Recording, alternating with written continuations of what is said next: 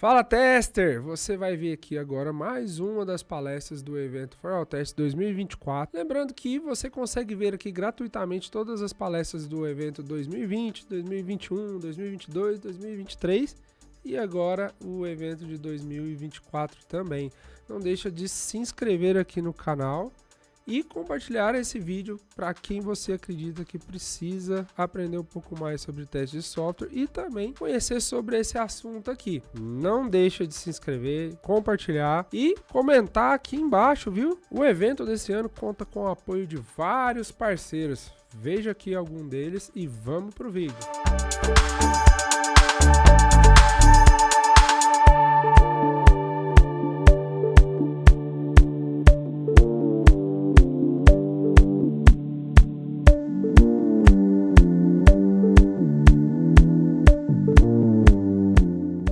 Boa tarde a todos que estão aqui presentes, boa tarde a todos que estão acompanhando remotamente. Espero que todos tenham almoçado, mas não muito, né, para ninguém dormir na apresentação. Vamos tentar manter bem dinâmico isso aqui, embora talvez seja um tema um pouco pesado, né, falar de bug, falar de coisa ruim, né. Nem sempre bug é ruim, tá? Não sei, né. Beleza, vamos começar então. Então, essa apresentação a gente vai falar sobre boas práticas para classificação e priorização de defeitos. Vou mostrar um pouco mais do que só boas práticas, a gente vai trabalhar um pouco algumas abordagens de registro, como que a gente vai abrir esses defeitos e mostrar para o time, tá? Então, aqui só mostrando aí a agenda, né? Vai ter mais palestras depois de mim, então continuem aí.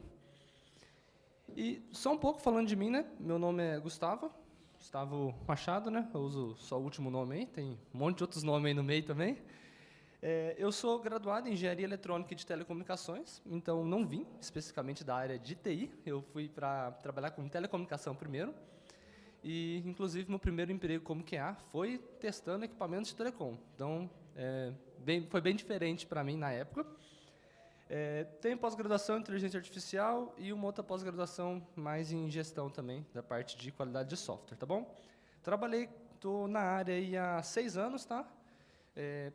Desde o início da graduação já mexo com algumas coisas de desenvolvimento, porque sempre tive muito projeto de microcontroladores, mais voltado para isso, mas com qualidade de software mesmo, tem 6 anos que eu atuo na área. Tive a oportunidade de trabalhar com quase tudo, testes funcionais, testes não funcionais, front-end, back-end, um pouco de testes de performance também. Tá bom? Então, vamos lá, vamos começar a nossa conversa aqui. Antes da gente falar de bugs, defeitos, falhas, essas coisas ruins que tem no software, vamos só conceituar alguns nomes aqui. Para quem já está na área há muito tempo, talvez isso aqui já sabe isso aqui de cor salteado, está na nossa certificação de teste do Syllabus. Para quem é mais novo ou não tem tanta familiaridade em termos mais técnicos, vamos fazer, então, um nivelamento aí, tá bom? Então, vamos lá. A gente tem 3 termos que são utilizados na certificação, que é o erro, defeito e falha. Quem está pensando em tirar a certificação, é cobrado isso, a gente tem que saber diferenciar eles. E existe esse 4º termo que está aqui mais para baixo, que é o bug, que é o que a gente usa no dia a dia, né? Então, qual que é a correlação entre esses 4, tá? O erro é o engano cometido pelo desenvolvedor, era aquele pensamento errado sobre o que eu quero desenvolver. Então, a gente pode tratar isso aí como uma causa raiz, tá? O defeito é a imperfeição ou a deficiência em um produto de trabalho que faz com que ele não atenda os requisitos ou especificações. Então, é exatamente aquele código errado, aquela vírgula que o desenvolvedor colocou errado, aquele if que está faltando um outro condicional. Então, é o código, tá? Isso aqui é o código mesmo. E a falha é o evento no qual esse código errado é estimulado, é acionado, tá bom? Então, a gente pode ter um defeito que nunca acionou uma falha, porque a gente não fez o estímulo para isso ser acionado, tá bom? E, então, o que é o bug, tá? Isso aqui está na definição de glossário lá da nossa certificação. O bug ele é tratado como sinônimo de defeito. Então, o bug é esse erro no código. Esse erro não, né? É esse defeito do código, esse código escrito incorretamente.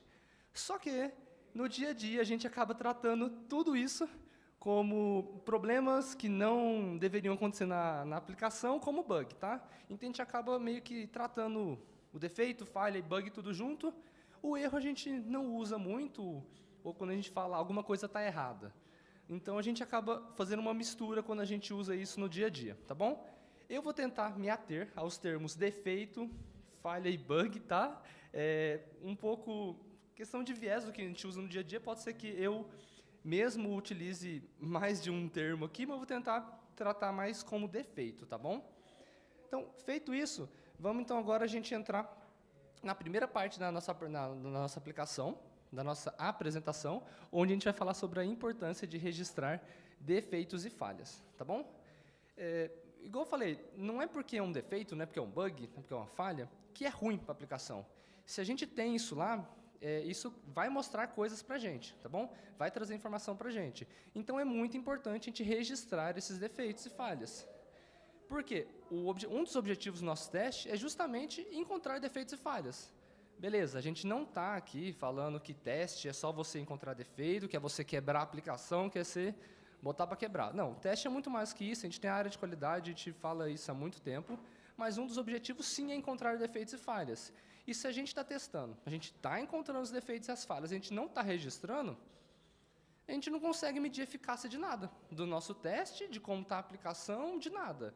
Então, a gente tem que, de alguma forma, registrar isso, mostrar, ó, esse teste é um teste bom, pegou algum problema, a gente tem que corrigir isso, e assim por diante, tá bom? Então, temos, um dos objetivos, é muito importante a gente registrar os defeitos, tá? Outro motivo, porque é muito importante, possibilita estimativa de esforço e também a alocação de recursos. Se a gente sabe que a aplicação não está boa, então, a gente sabe isso por quê? Porque você contou para o seu amigo? Não, porque tem toda uma documentação, tem um registro de defeitos, você tem todo um histórico de versões e o que estava errado e o que foi melhorando. Com isso, você consegue colocar mais gente para trabalhar ou menos gente para trabalhar e você tem uma certa previsibilidade do projeto, tá bom? Beleza. Falando disso, a gente já falou, então, qual a importância de abrir bug. Mas não é abrir bug, não é abrir defeito por abrir. Não é assim que funciona também. Eu acho que todo mundo já deve ter pegado algum bug desse tipo aqui, que tem só o título. Se você nunca pegou, talvez você que esteja escrevendo esse tipo de bug, viu? Não seja esse tipo de pessoa. Tá? Então, beleza. Como não deveríamos abrir bugs? Eu trouxe 2 exemplos aqui. O primeiro é esse clássico, onde você coloca só o título, você não sabe como reproduzir, o título não é nem um pouco descritivo, porque não é um bom exemplo de título também, você só sabe que não funciona. Por que não funciona? Não sei. Alguém, no passado, abriu e nem está na empresa mais. Não abram bugs desse jeito. Outro exemplo é esse daqui. Ó. Esse daqui eu já peguei muito também.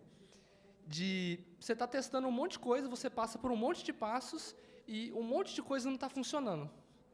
Tá, eu vou abrir o quê? É um bug? São vários bugs? Ou um bug com todos esses passos que não funcionam? Aqui nesse exemplo, está meio pequeno, né? Mas aqui tem cadastro de cliente, cadastro de produto, deletar estoque e pagar conta. São 4 funcionalidades que pode ser que estão conversando durante esse teste, mas pode ser que não tenha nada a ver. E você colocou tudo junto.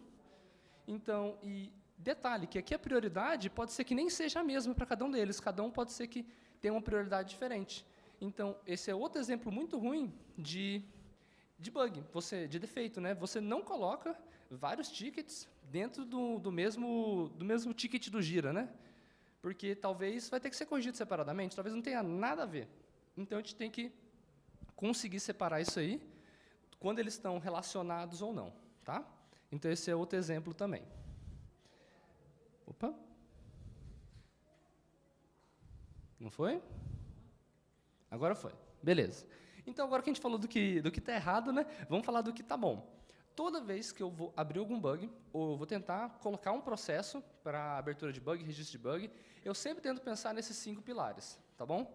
Pode ser que tenha mais, pode ser que vocês utilizam sem nem saber isso aí, mas eu pensei nesses 5 pilares aqui, que dá um norte muito bom para qualquer defeito que a gente vai registrar, tá bom? Então, o primeiro, informações relevantes a pessoas envolvidas.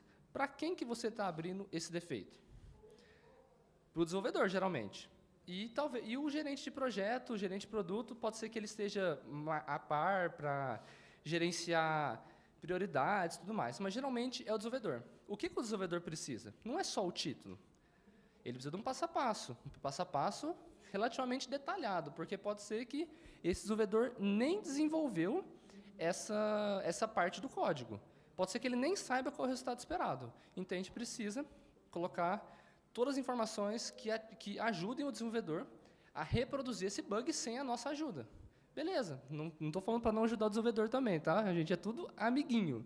Mas o desenvolvedor ele tem que saber reproduzir por conta própria, e se ele tiver algum problema, ele vai te chamar. Mas dê todas as informações que o seu desenvolvedor vai precisar, tá bom? O segundo, clareza de informações. De nada adianta a gente colocar tudo que ele precisa se está uma bagunça lá. Abrir bug é igual contar uma história. Então, a gente tem que saber contar a história da maneira certa, para você chegar no final da história e ter lá o seu felizes para sempre, né? Que é o bug acontecendo de maneira, vamos dizer assim, fácil, né, para o desenvolvedor, tá bom? O terceiro pilar é justamente o segundo exemplo ruim, né? Limite-se a um problema por relatório ou ticket. Senão vai virar bagunça, senão você não vai conseguir contar essa história de maneira eficiente, tá? O quarto pilar, evidências. Isso dá bastante força para o primeiro tópico, né? Para o primeiro pilar. Então, quais são as evidências que o desenvolvedor vai precisar? Não é só o passo a passo. Não é só você falar assim, eu esperava que acontecesse uma mensagem. Não, mostra a mensagem de erro que aconteceu, mostra o log. Se é muito difícil, grava um vídeo. Então, evidências, é muito importante a gente ter isso também, tá? E o quinto pilar, classificação. A gente tem que saber classificar nosso bug para saber se ele vai ser corrigido antes ou depois, se ele tem um impacto alto ou baixo na aplicação, que é justamente o grande tópico que a gente vai ver daqui para frente, tá? E agora aqui, só para exemplificar, isso aqui é um exemplo de um template, tá? Não tem que seguir exatamente isso, pode ser que vocês utilizem muito mais coisa quando vocês vão registrar os defeitos de vocês, que eu sei que todo mundo aqui é craque em registrar defeito, não abre defeito só com título. Então, aqui eu coloquei, né, descrição. Então, a primeira coisa antes, o título. Olha a diferença desse título. Cadastro de produto do tipo digital não funciona após salvar como rascunho anteriormente. É um título super descritivo. Não estou dizendo que o desenvolvedor faz isso, tá? Mas se ele quiser pegar e só ler o título, e nem abrir o ticket, e já ver se ele consegue reproduzir, já vai ajudar muito, ele provavelmente vai conseguir, porque o título é muito descritivo, o título te dá praticamente um resumo do ticket, tá bom? Então, você começa o bug pelo título, um bom título, bem explicativo, ajuda muito, tá? Depois, um resumo, traz mais um pouquinho de informação, dá um resuminho assim básico, depois a gente pode colocar, por exemplo, massa de dados, então, usuário, senha, o perfil que você utilizou, às vezes você teve que criar alguma coisa no banco de dados antes, você vai informar um JSON que você está passando, ou algo do tipo. Tá? E depois, ambiente de versão é muito importante também, ainda mais se a gente está trabalhando em projetos que têm o versionamento controlado de maneira bem rigorosa. Inclusive, em empresas de telecom que eu trabalhei, a gente utilizava software, mas para testar o hardware. Então, a gente tinha o hardware, o software e o firmware. A gente tinha que controlar a versão de tudo. Então, controle de versão, muito importante também.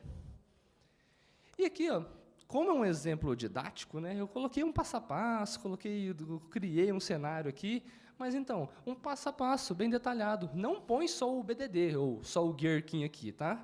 Dado quando então. Não, põe passo a passo. Cliquei em tal botão, foi para tal espaço, aconteceu tal coisa, põe certinho. Porque você está contando uma história. O desenvolvedor não sabe a história que está na sua cabeça. Ele vai saber na hora que ele lê aqui, tá? Ele nem vai saber o que está na sua cabeça, né? Ele vai saber o que está aqui, né?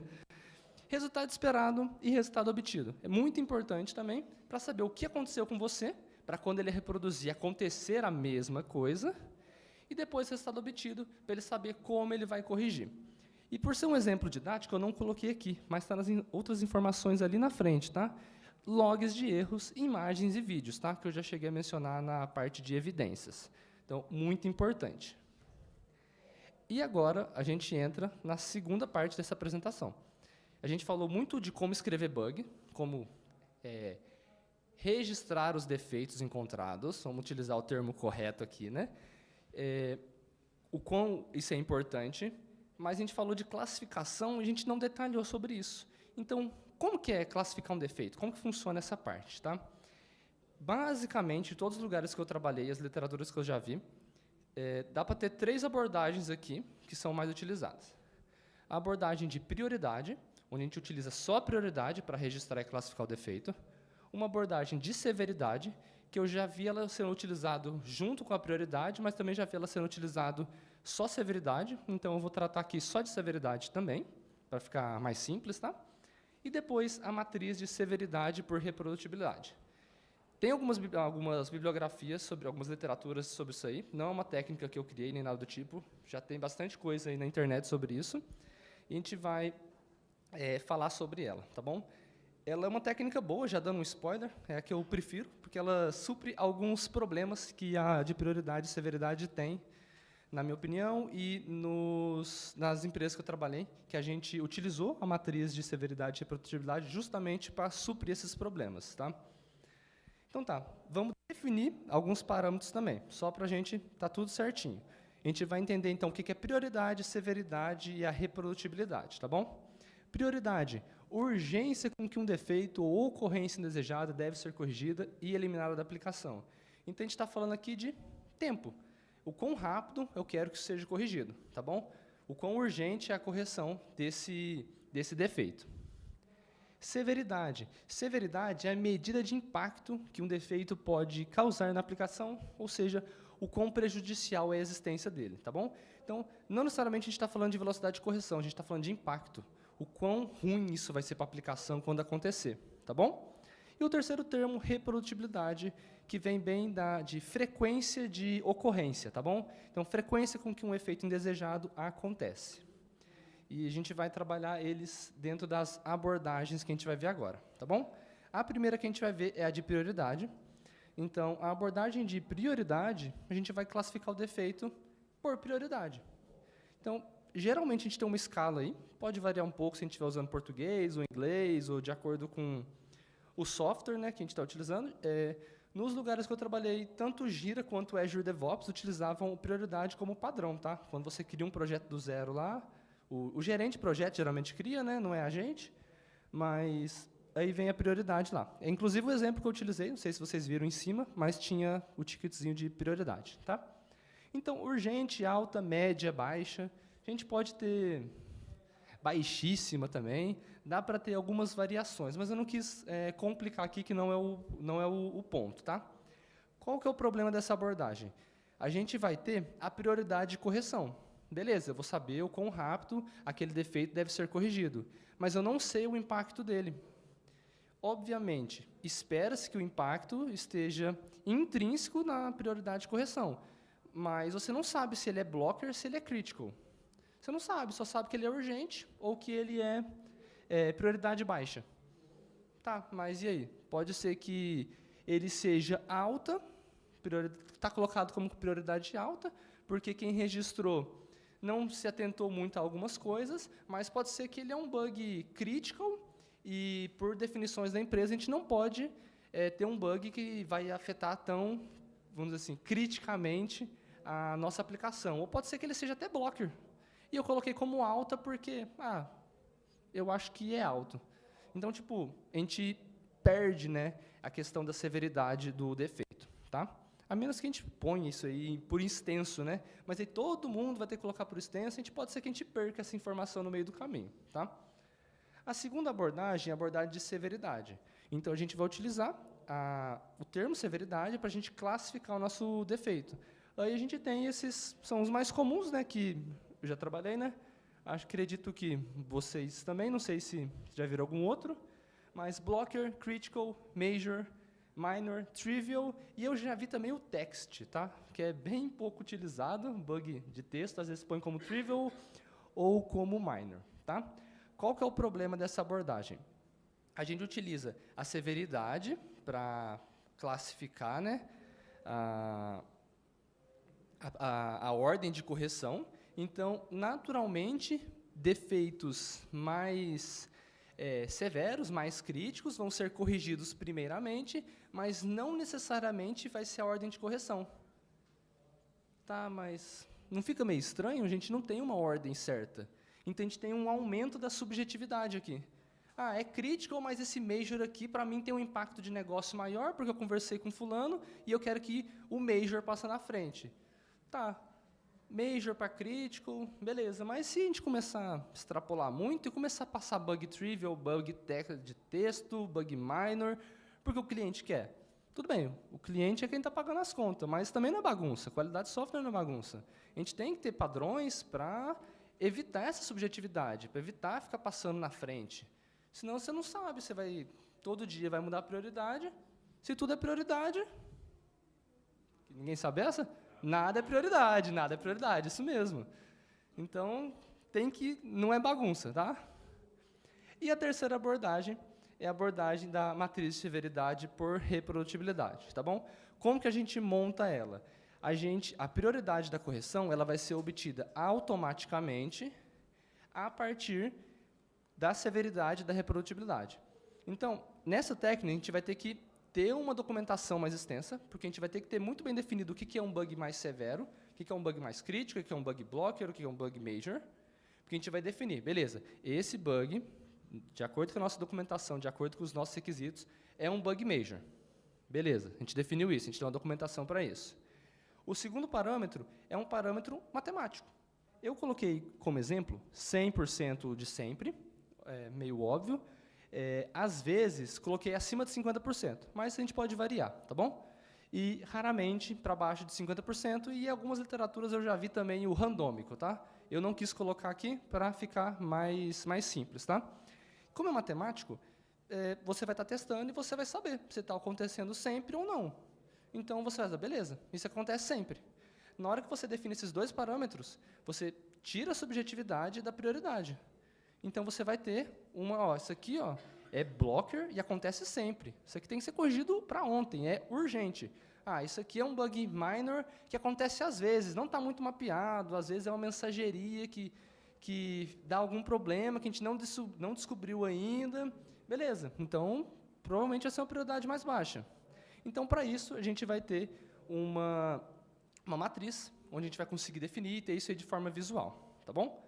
Eu não coloquei a parte de problemas, não é porque não tem problema. Também é uma técnica complexa, tem alguns problemas nela, mas a gente vai falar mais para frente, mais detalhado isso. O que eu quero mostrar agora é a matriz. Tá? Como que está essa matriz aqui, então? Tem uma coluna, que é a coluna de severidade. Então, eu estou utilizando blocker, critical, major e minor. E eu tenho a primeira linha, onde eu estou utilizando a reprodutibilidade. Então, eu vou ter sempre, às vezes e raramente. Eu posso inverter isso aqui também. Isso aqui foi a minha preferência de como eu quis montar ela. E como que funciona? Eu vou definir, igual eu falei, eu vou definir a nossa severidade e depois eu vou definir a minha reprodutibilidade.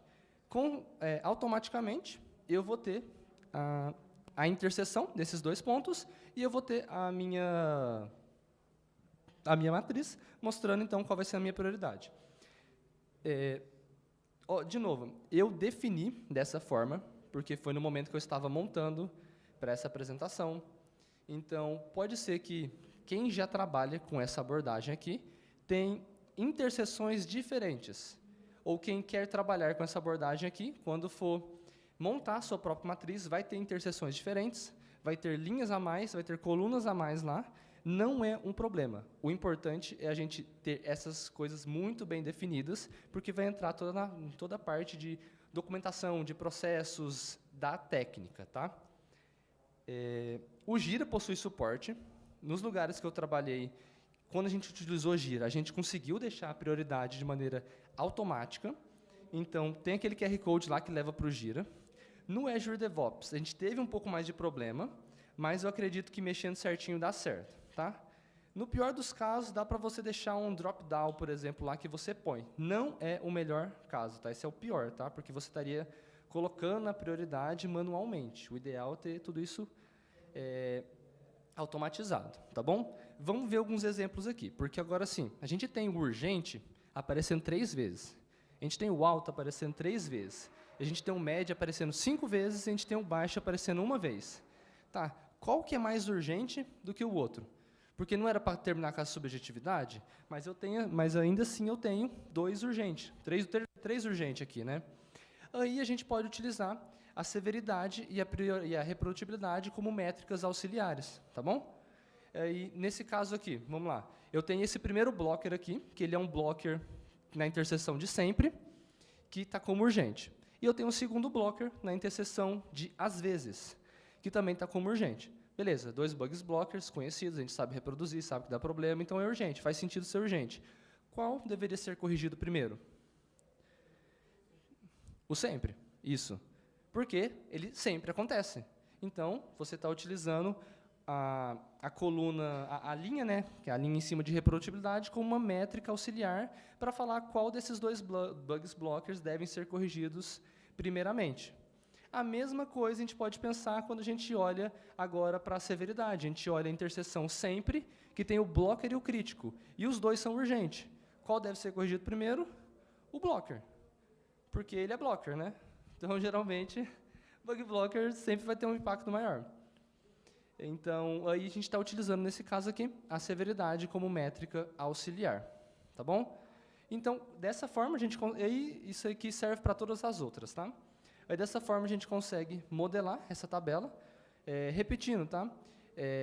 Pode ser que mude de acordo com o contexto do seu projeto, de acordo com os tipos de abordagens que você quer. É importante a gente ter isso muito bem definido para a gente diminuir a subjetividade, que é justamente um dos problemas que a gente quer corrigir também, tá? Beleza. Eu falei que não é uma técnica que não tem problemas, né? Então, quais são os desafios? Vou falar desafios para vender o peixe, tá? Então, quais são os desafios dessa técnica, tá? Nossa, sumiu ali, hein? Que coisa, hein? Beleza. Foi da conversão, acho, que eu tinha visto que estava do PDF. Mas, beleza. Complexidade de aplicação e entendimento da técnica. Isso está faltando coisa, hein? Está bem esquisito. Beleza, vamos lá. Eu sei essa parte.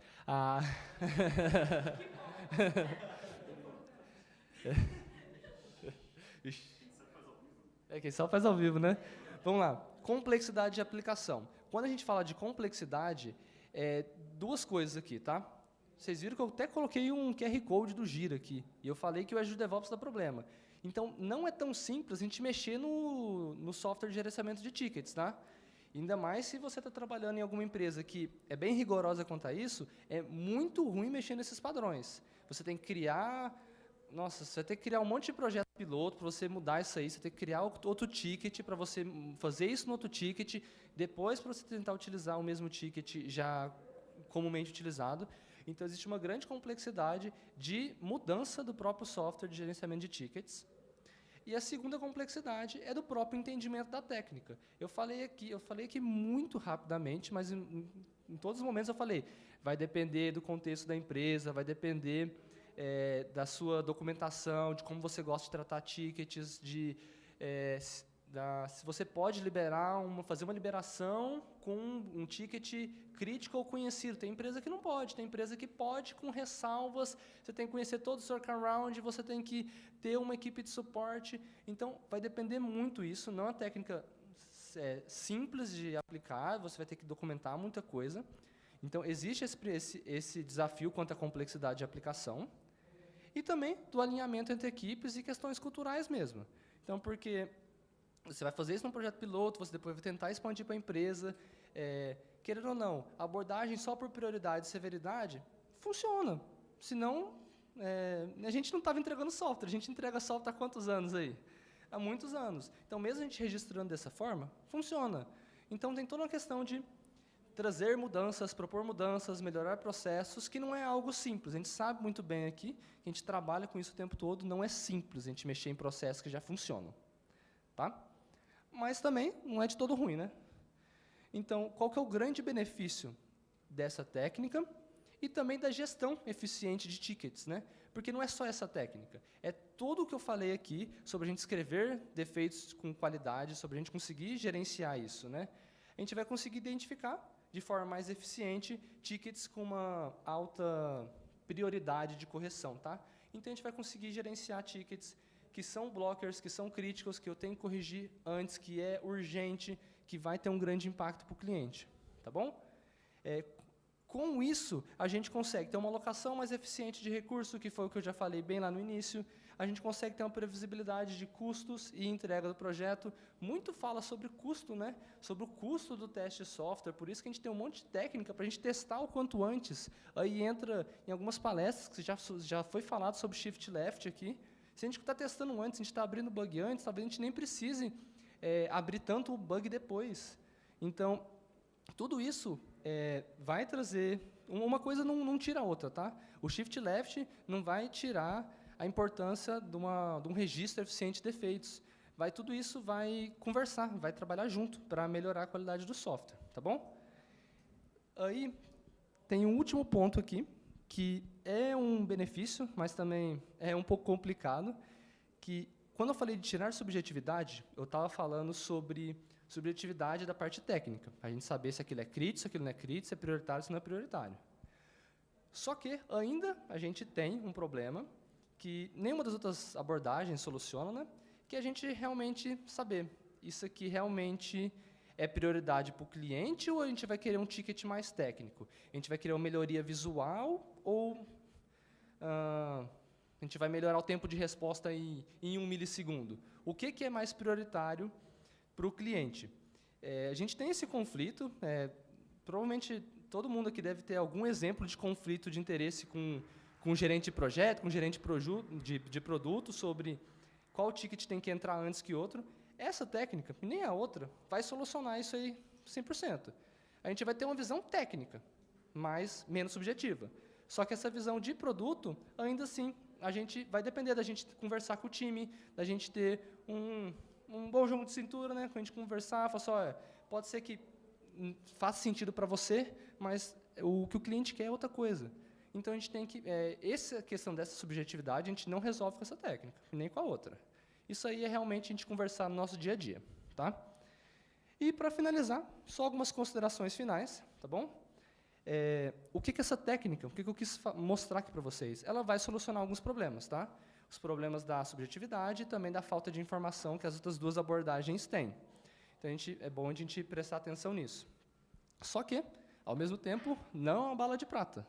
Tá? É um termo muito famosinho, né? A gente gosta de falar isso. Então, não é utilizar essa técnica por utilizar e ela vai resolver todos os nossos problemas. Não é assim também. Nada mais é do que uma técnica, uma forma de abordagem. Tá? Isso aí vai melhorar os nossos processos se a gente fizer tudo bem feito. Tem todo um caminho. Eu não falei só da técnica aqui. Eu falei sobre o registro de defeitos, falei o que a gente tem que fazer, o que a gente não tem que fazer. Eu dei um template que é interessante, que a gente pode seguir. Pode ser que vocês utilizem algum outro até mais completo. Então, é uma técnica para ser utilizada para a gente tentar melhorar nosso processo, porque a gente sabe que é melhor a gente encontrar os defeitos do que o cliente. E nada melhor do que a gente conseguir fazer isso de forma mais eficiente. Tá bom? Então, com isso, eu finalizo minha apresentação. Muito obrigado a todos aqui presentes, todos no online. Eu deixei um QR Code aqui. Com as minhas redes sociais. Mas você pode procurar também em qualquer lugar, QA Gias Machado, que você vai me encontrar, no LinkedIn, no YouTube, no Instagram, no TikTok, mas no TikTok não tem dancinha não, tá? É só coisa técnica no TikTok também, tá? E eu fico aberto para perguntas. Opa.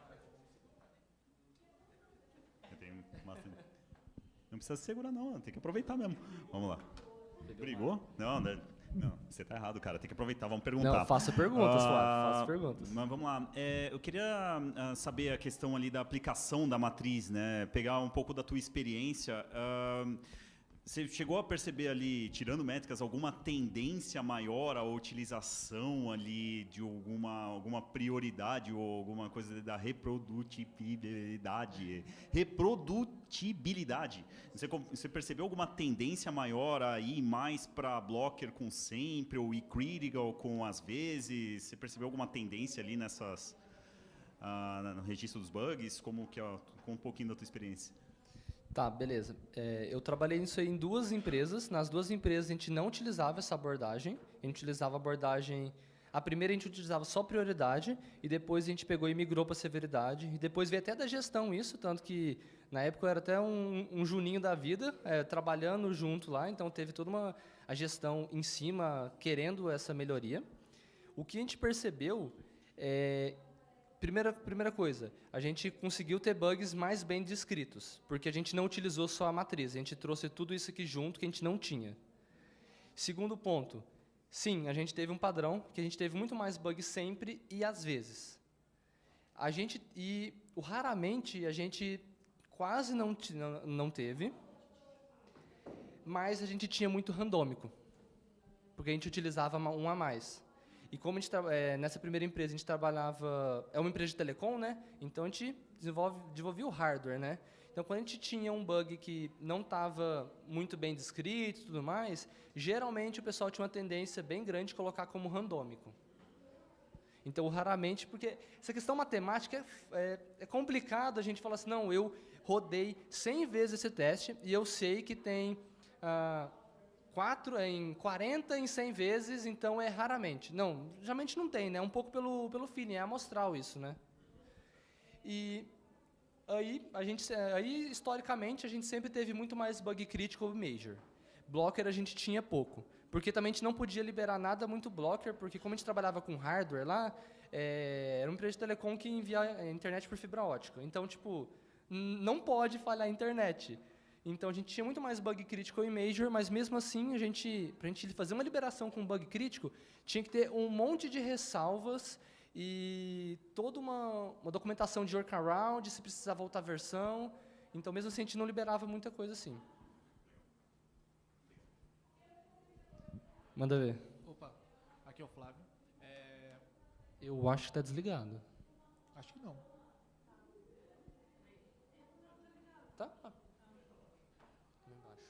É uma ponta técnica, é um material que enriquece, né, e o conceito de QA e trabalhar em data-driven. Como que você ou a empresa conseguiu quebrar alguns silos? Por exemplo, assim que você faz um release, o time ainda fica com aquela proximidade de falar, fudeu, quebrou aqui e já vão acionar e não fazem o processo, né, de abrir ali, porque isso é um processo moroso e chato, porque a gente já abriu um blocker, puta, vamos ter que abrir um crítico, vamos ter que abrir para um outro tema. A técnica funciona quando utilizada. Como que ela foi provocada e, sei lá, mantida? Aí, como que vocês fizeram para tentar fazer com que isso não se perdesse ou iniciasse? Tá bom.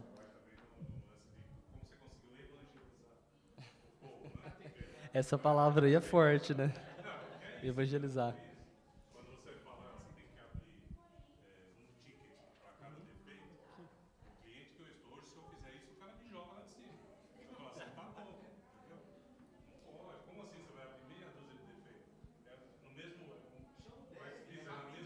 É rapidinho, né? Chama o desenvolvedor, né? Bom. Não, foi muito bem colocado também, completou. Bom que eu vou trazer as 2 experiências que eu tive, tá? A primeira, novamente, a empresa de telecom. A gente já tinha processos muito rígidos e sérios por conta dessa questão de qualidade, da entrega. Porque a gente entregava hardware, era um hardware de $50 mil, então um negócio caro. Para a gente testar era complicado também o negócio.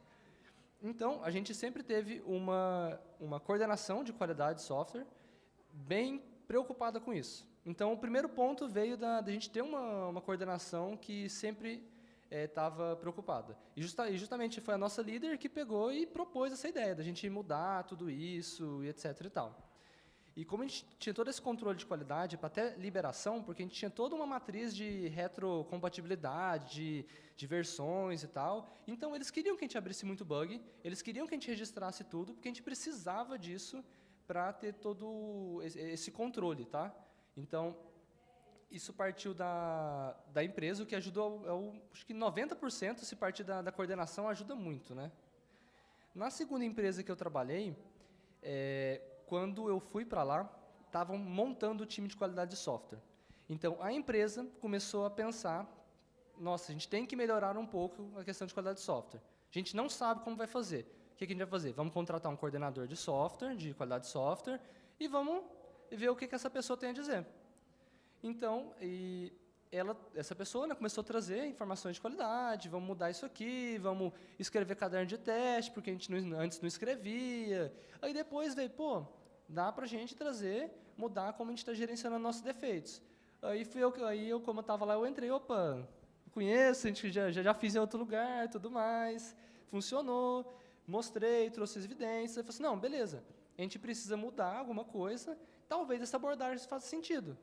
Aí pegou e meio que, vamos ver, eu acho que dá para fazer, comprou a ideia, a gente pegou e aplicou. Aí foi assim que funcionou nesses 2 lugares. Então, tipo, eu não tenho uma solução mágica, mas eu tive a sorte de, nas 2 vezes que a gente aplicou isso aí, a gente teve uma gestão que estava muito preocupada com isso. Mas também, recentemente, trabalhei num cliente que a gente estava mexendo com algumas coisas de processo, a gente queria mexer nessa parte de bug, e eles têm um template muito rígido do Jira. E a gente não podia mexer em muita coisa. Até o nosso Kanban, que a gente trabalhava lá, tinha as colunas muito certinhas. Então, aí foi um exemplo de, tá, você pode mexer nisso aqui, mas você não vai mexer na padronização do Jira. Você pode ter essa documentação aí, mas também não é tudo que você quer. A gente teve que adaptar um pouco a matriz. Acho que eu consegui responder, né?